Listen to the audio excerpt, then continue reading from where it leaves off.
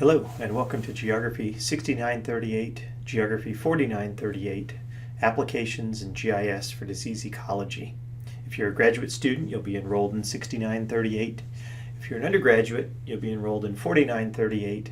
And the syllabus and the course grading system is designed to accommodate students from both academic levels, graduate and undergraduate. I want to give you just a brief background of what the course is about and what your expectations should be or the objectives of the course. Just give you an idea of what we'll be doing together throughout the semester. First of all, this is a 3-hour course designed to give you a hybrid of both a seminar, lecture, and GIS laboratory. In this way, I'll be lecturing each week for between 45 to 90 minutes, depending on the quantity of material we have to cover that week. Then we'll be using part of the course for discussion, meaning that you'll be asked to participate in those discussions and provide feedback and comments and ask questions. And then the remainder of each class, which will vary anywhere from 45 minutes to 2 hours, will be used for actually performing GIS techniques together at the computer. This will be done through either a series of demonstrations where I'll work through some data on the board in front of everyone, and then you can work through it with me, or I'll give you a set of tasks to complete and I'll roam around the room and help you work through those. The seminar piece is designed to give you some formal lecture material. There'll be at least 30 minutes of formal lecture each week, but then a series of discussions held between us where you can ask and answer questions and I can ask and answer questions so that I know you're learning the material and able to converse and describe the techniques that we're learning. Some of the other things you can anticipate learning in the class are some things such as how to define diseases, how to define disease outbreaks, and how to relate spatial patterns to diseases. We'll also be working on how to map statistical outputs and how to map disease distributions, meaning that many of the techniques we'll perform in class will result in some kind of an output that we can map, and we'll work on doing that together. We'll also work on map elements and refresh for those of you that do a lot of GIS, and teach for those of you that don't do much, different important map elements to make the data you're trying to project the most useful information on the map. We're also going to be doing some map work in ArcGIS and some graph production in ArcGIS or QGIS and in the R programming language. For those of you that aren't familiar with the R programming language, don't shy away yet. We're going to start with the basics. For those that have never used R, we'll start from the very beginning, how to bring R up on screen, how to enter some commands, how to get R to perform some steps that you're interested in and produce an output.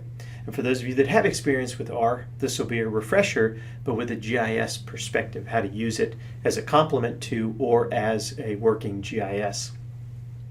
So we'll be doing some basic statistical functions and some basic graphing and mapping in R with a focus on epidemiology. For those of you that aren't epidemiologists, epidemiology is the study of the diseases across populations. And so we'll be learning some epidemiology basics in the first weeks, such as how to calculate a disease rate, such as prevalence or incidence, and then how to map those disease rates over space and through time. We'll also be working on how to manage and map environmental data and how to manage our spatial data. One of the most important parts of GIS is data management.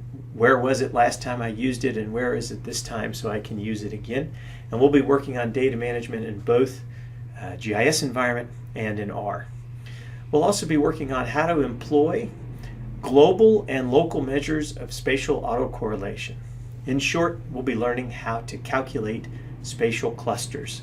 For those of you that aren't familiar with spatial clusters, we'll simply be asking, are our data concentrated somewhere in space? Or are they randomly distributed in space? Or are they dispersed? If they're clustered, they're concentrated, or those points are closer together than we would expect.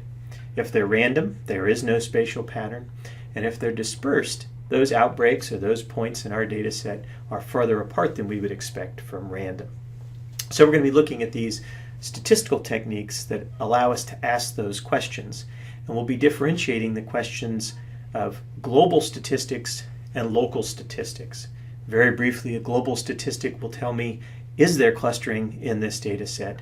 And local spatial clustering will tell me if there's clustering and where it is. And we'll be learning how to perform those tests and when each of those different kinds of tests is most appropriate. You can think of this class as a rules of thumb class.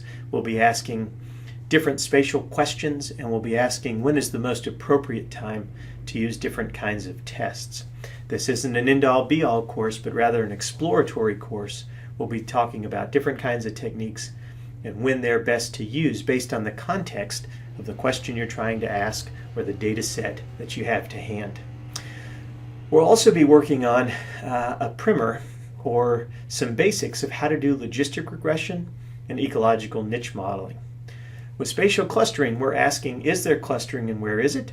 And with ecological modeling, niche modeling, or logistic regression, we're asking what are the covariates or the conditions, environmental or social conditions, that can help us predict whether or not they're occurring somewhere in space. So we'll be doing a primer in ecological niche modeling. We'll also be doing some space-time analysis. So not only asking where are the clusters, but when did those clusters occur, where they occurred. So we'll be using something called the spatial scan statistic and the space-time permutation. And we'll also be doing some animal movement studies, which are also space-time statistics, but using data from GPS collars that came off of animals that my lab has been tracking in Montana and Texas. In addition to doing all of these statistical techniques together, learning what they are and how to perform them, we'll also be focusing on how to write about those techniques, how to write in the scientific method or write scientific prose, and how to present scientific prose in a public setting, giving short presentations in class. Those will be your primary skills that we'll be working on. We'll be using Canvas for all of our course material, for moving data back and forth, and for grade keeping.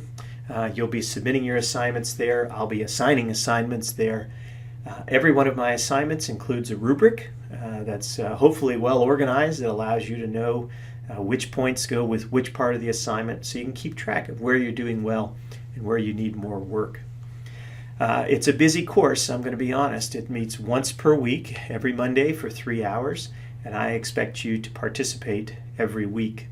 Likewise, you expect me to be there and prepared. I expect you to be there and prepared. Do plan on being there for the full 3 hours. We do take a short break each week.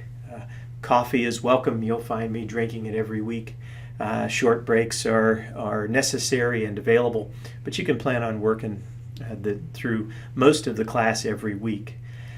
Laboratory assignments will be assigned each week. You'll have a week or more to complete those. That'll all be laid out in the syllabus, and there'll be reminders in Canvas.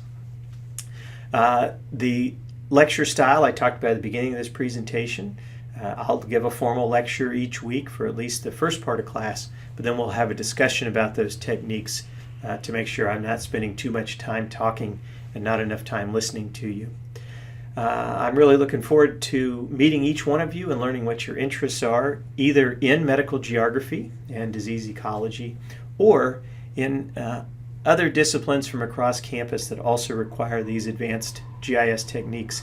I'm looking forward to seeing how we can make this class applicable to your needs as well. Have a great week, and I'll see you in class.